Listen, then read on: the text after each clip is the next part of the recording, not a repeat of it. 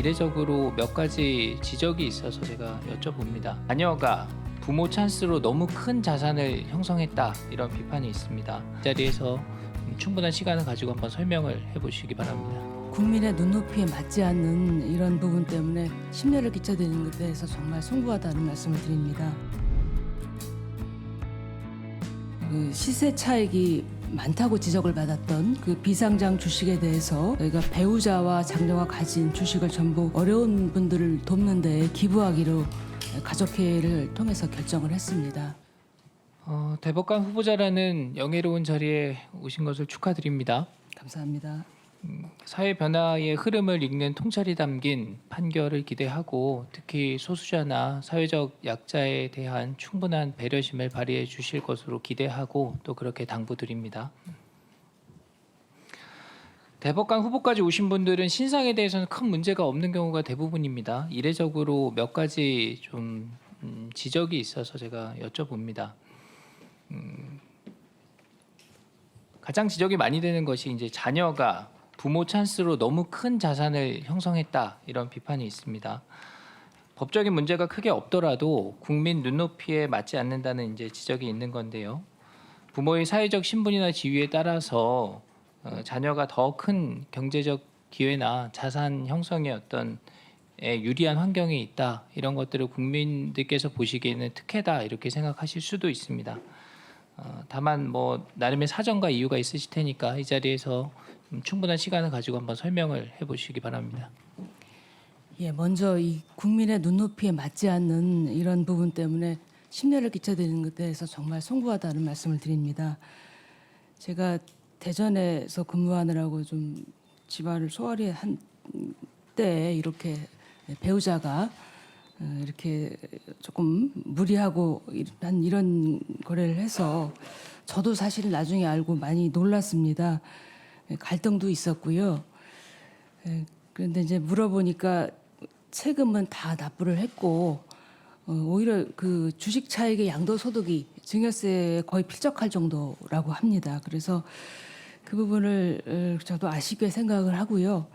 그래서 원망도 많이 했습니다. 사실은 저한테 이렇게 중요한 시기에 이런 일로 이렇게 심려를 끼쳐드리는 거에 대해서 정말 원망도 많이 하고 송구스럽기도 한데, 남편은 남편대로 저보다 좀 나이도 많고 건강도 안 좋습니다. 그래서 그 계약할 무렵에 큰 시술도 받았고요. 그리고 또 재발을 하기도 해서 자기 딴에는 아마 늦게 본 딸 자식에 대해서 뭔가 이렇게 경제적으로 자립 기반을 마련해 준다는 마음에 조급해서 이렇게 좀 이런 잘못을 한 것 같습니다. 그 부분에 대해서 정말 송구스럽게 생각을 하고, 저희가 앞으로 이런 부분을 잘 해결하고 좀 뭐랄까요, 국민들께 좀 눈높이에 맞는 이런 자세로 살아갈 수 있도록 더욱 노력하겠습니다.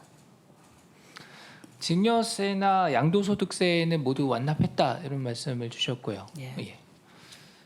제가 보도를 보니까 이 형성된 자산에 대해서 사회에 기부할 계획이 있다, 이렇게 밝히신 바가 있는데 혹시 구체적인 어떤 계획이 맞습니다. 있습니까? 지금 그 시세 차익이 많다고 지적을 받았던 그 비상장 주식에 대해서 저희가 배우자와 장녀가 가진 주식을 전부 어려운 분들을 돕는 데 기부하기로 가족회의를 통해서 결정을 했습니다.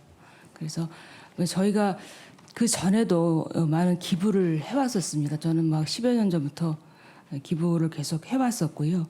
그리고 최근에 또 그런 부분들에 대해서 더 추가적으로 기부를 했었는데, 이번에 다시 어떤 여러 가지 그런 문제들에 대한 것을 계기로 조금 더 이 부분에 대해서는 더 사회에 환원하기로 그렇게 결정을 했습니다.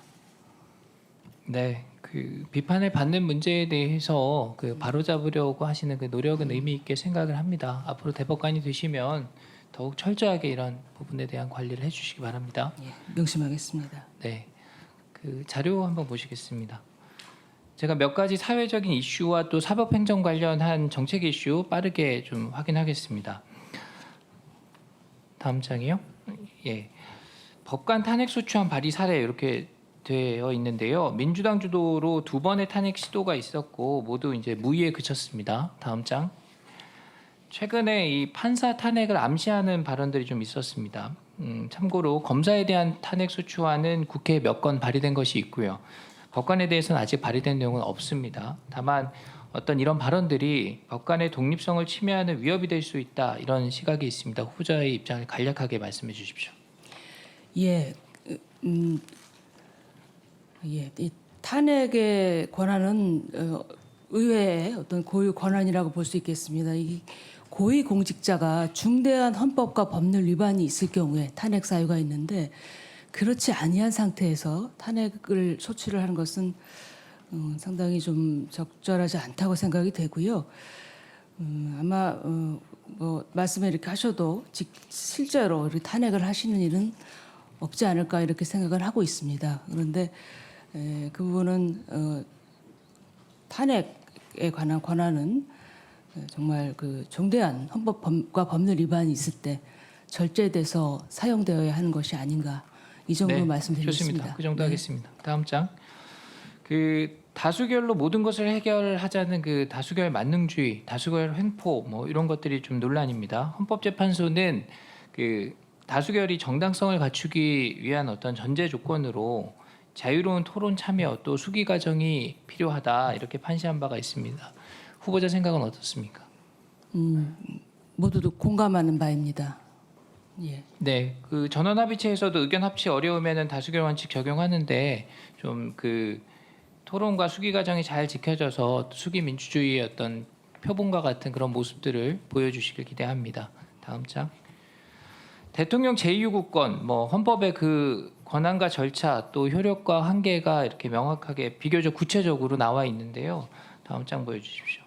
그동안 이 제2요구의 정당성을 확인하는 여러 가지 정치적인 또 다음 장도 보여주시죠. 학술적인 어떤 논의가 풍부하게 이루어져 왔습니다.